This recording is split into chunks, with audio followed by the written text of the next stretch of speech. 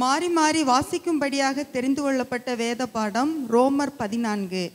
விசுவாசத்தில் பலவீனம் உள்ளவனை சேர்த்து கொள்ளுங்கள்.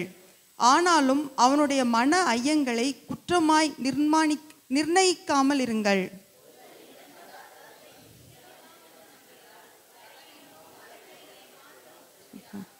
புசிக்கிறவன் புசியாதிருப்பவனை அற்பமாய் எண்ணாதிருப்பானாக. புசியாதிருக்கிறவனும் புசிக்கிறவனை குற்றவாளியாக தீர்க்காதிருப்பானாக. தேவன் அவனை ஏற்றுக்கொண்டாரே.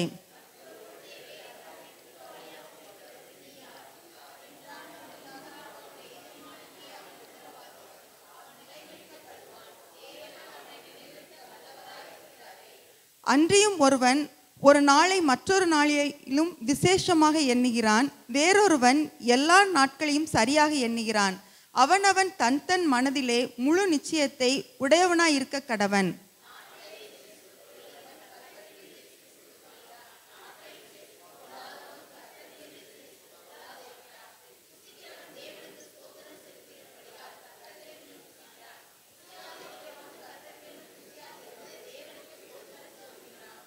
நம்மில் ஒருவனும் தனக்கென்று பிழைக்கிறதும் இல்லை, ஒருவனும் தனக்கென்று மரிக்கிறதும் இல்லை.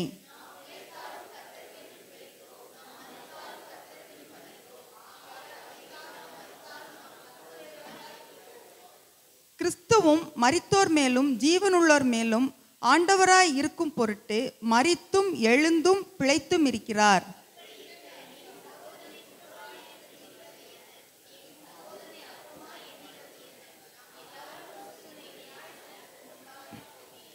அந்தப்படி முழங்கால் யாவும் எனக்கு முன்பாக முடங்கும், நாவு யாவும் தேவனை அறிக்கை பண்ணும் என்று என் ஜீவனை கொண்டு உரைக்கிறேன் என்பதாய் கர்த்தர் சொல்கிறார் என்று எழுதியிருக்கிறது.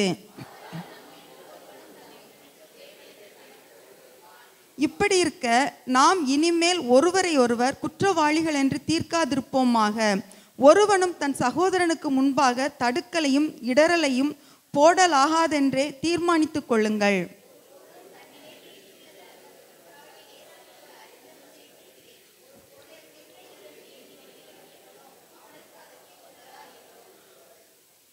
போஜனத்திலே உன் சகோதரனுக்கு விசனம் உண்டாக்கினால் நீ அன்பாய் நடக்கிறவன் அல்ல. அவனை உன் போஜனத்தினாலே கெடுக்காதே. கிறிஸ்து அவனுக்காக மரித்தாரே.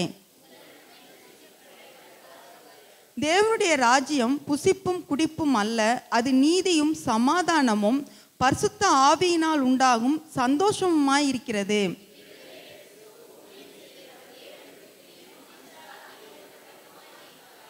ஆனபடியால் சமாதானத்துக்கு அடுத்தவைகளும் அந்யோன்ய பக்தி விருத்தி உண்டாக்கத்தக்கவைகளையும் நாடக்கடவும்.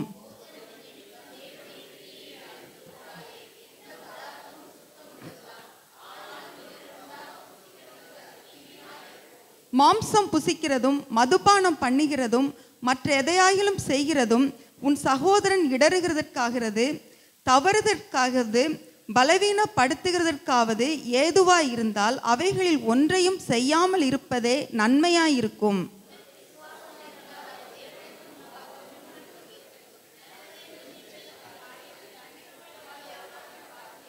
அனைவரும் சேர்ந்து வாசிப்போம்.